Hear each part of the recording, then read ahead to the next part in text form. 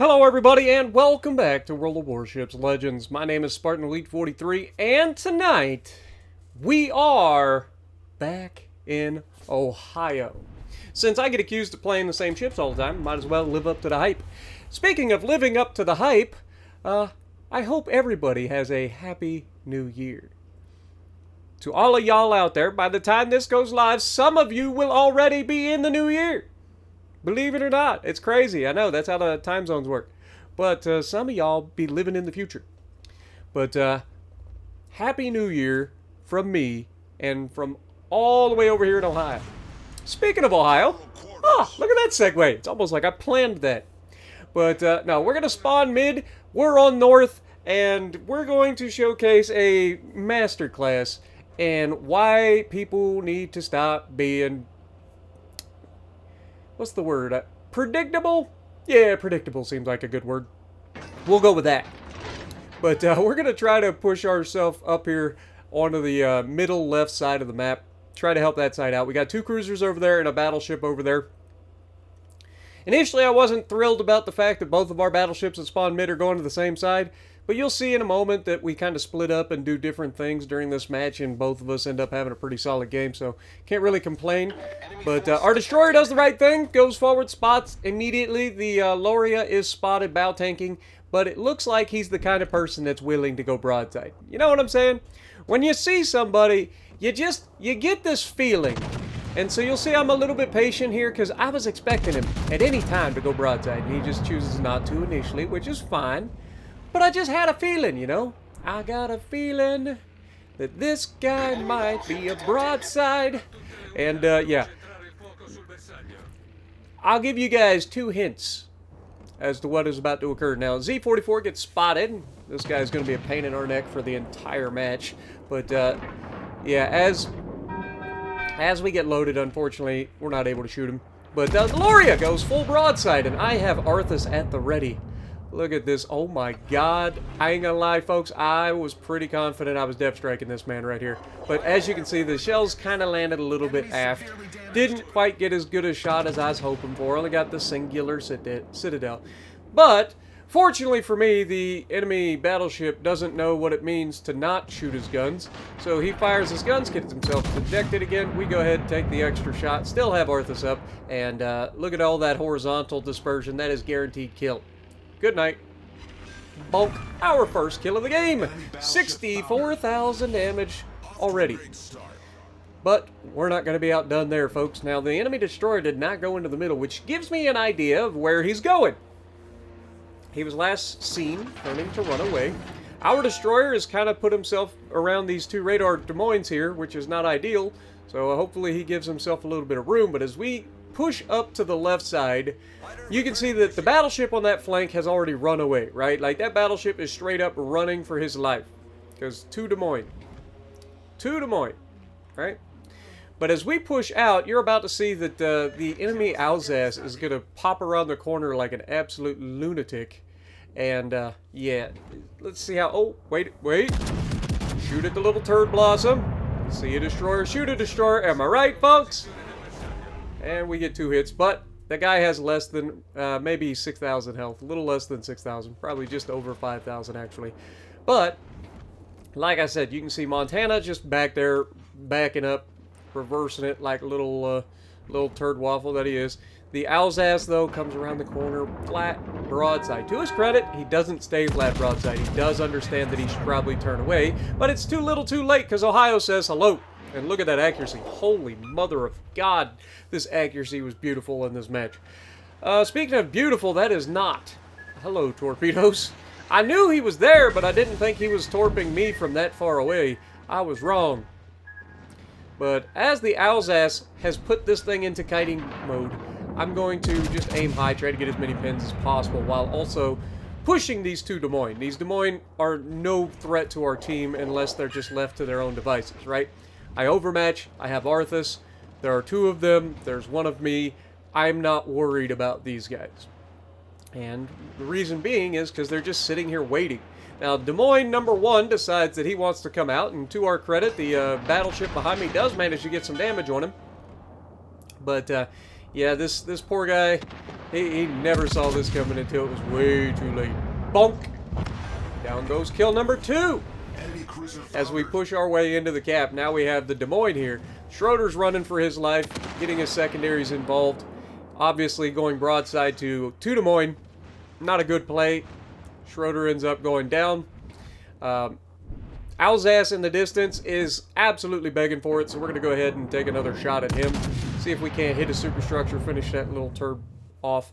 And we're going to go ahead and put ourselves in position. Now notice when we had the flat broadside of the Des Moines, I didn't bother using the Arthas. So we still have Arthas available for this little turd blossom who is just stuck in.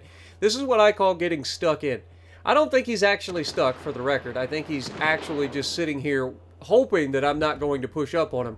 Well, Sunshine, I've got 8 18-inch guns and Arthas ready for you. Yeah, that's never going to go well for you. There's just nothing you can do about that. If you're going to sit still, you're going to get absolutely punished for it. And just like that, we are now up to 166,000 damage and 3 kills. Now, we know that the enemy Z is out to our left, and unfortunately, we're not going to get any help anytime soon with that destroyer. So, I make the decision to try to capture the base, but also try to counter the Alsace. The Alsace starts to make a turn. He gets predictable. We're going to go ahead and fire the other back turrets over the top of his ship as he makes his turn. And we do get a nice hit with the front guns, and the rear guns coming through. Bonk. Down he goes for our 4th kill of the game at 174,000 damage. The Ohio, it just works, man. It just works. It's so good. It's tanky like the Montana, but these 18-inch guns just do not care. And then you couple that with an Arthas build, and it can become a problem. It can become a real problem. But as we take a shot here at the Montana, we end up aiming a little bit high, but we get a couple of nice penetrations, only two full pins. But I'm just trying to put some distance between me and the destroyer, since we know the destroyer is back there. So obviously trying to turn away from him. We don't have a good way to spot him on our own. So we captured the base. We back away,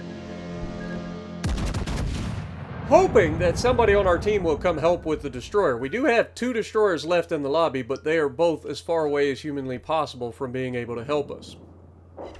But we're going to keep raking the Montana superstructure upper side plating as best we can, just continuing to put damage on target. You'll notice that I did actually warn the guy that was in front of me. I don't know if he realized that's what I was doing, but when the torpedoes were passing me, I went ahead and let that guy know, because he was in the line of danger, and he did speed up after I used the horn. So I'm hoping I'm hoping he got the message, you know. He clearly dodged the torps, but I'm hoping that he understood that that's why I was honking the horn, to get his attention, to say, hey, torpedoes, Sunshine, might want to pay attention. They're looking mighty fine for you. They may have missed me, but that doesn't take them out of being a threat for my teammates. So trying to help a teammate as best we can. Now you'll notice the destroyer is already in the alpha cap. Shocker. We knew this was going to be a thing. We get another couple of hits into the superstructure of the Montana. Probably could have loaded HE at this point to try to hit him, but he goes down anyway. Doesn't really matter. Now as we turn in, the goal here was simple, to put some distance, not just between me and the destroyer, but also put something between me and the destroyer. We know he's in the alpha cap. We know roughly where he's at. But, yeah. Unfortunately, we're going to have a miscommunication between our battleship buddies here. We have a friendly battleship, and I believe the Montana, that's coming back out of Bravo right now. He's going to go into Alpha. We've got me in the middle, and we've got the Loria on the right. Now, for a little bit of future reference for anybody that happened to be in this lobby, or if you're in a situation like this, and you're in a battleship, and you know there's a destroyer left, split up, go straight at the enemy, like, go straight at the border. So you got Loria on the right, he should go straight ahead. Go straight out to the border. I will go through the cap and go straight out. The Montana should go straight out. He shouldn't even bother coming into the cap. Cap is inconsequential at this point. But if he goes straight out, I go straight out, Loria goes straight out, we effectively pin the destroyer between us. He will have no choice but to get spotted. What ends up happening, however, is not that. The destroyer ends up getting between us. I'm trying to guess as to where this guy was. I was still spotted despite being behind the island, so I know he's kind of off to my right. But he's moving slowly across the bow of our ship, which is exactly what we figured he would be doing, right? Like he's going across the bow of the ship, he's going from right to left, trying to put himself in a position to counter all of us without getting pinned to the border. And like I said, no hate towards the guy on the left. I know he watches the channel. Just if you're finding yourself in this position, you know the enemy destroyer is all that's left, just put yourself in a situation where you pin that man to the border, right? If he does that, we push up our side, we're going to pin him to the border. He's not going to have anywhere to go. He will get spotted, and with 3 battleships here, we will kill him. There's no doubt about it. But unfortunately, that is not the case as to what happens. I'm going to go ahead and skip ahead so you guys ain't got to sit here for 5 minutes watching this battle end. So I'll see you in a second. But yeah, we're going to end up eating a couple of torpedoes here. You can see that I look over to my left, the guy is torping the Montana, so I go ahead and make a turn. Now we know that this destroyer is running the blue Ferrorio Commander or whatever that has the mosquito bites perk, because these torps should be hurting a lot more than they are, which is why I didn't really care that I was eating torps. But I'm trying to pin him up against the border, and like I said, you can see that the Montana does eventually go out there, but it's too little too late. We let him get out of range. But doesn't matter. It's a win. 204,000 damage, top of the leaderboard, 3,674 base XP, with Montana coming in second, and then our buddy in NWO down there in the Loria coming in at about mid-team. I think overall it was a pretty fun game. I hope you guys enjoyed, and don't forget, I hope you guys all have the best new year. So if you like what I'm doing, punch the like button, leave a comment below, subscribe to the channel if you haven't already, and as always, I will see you in the next video.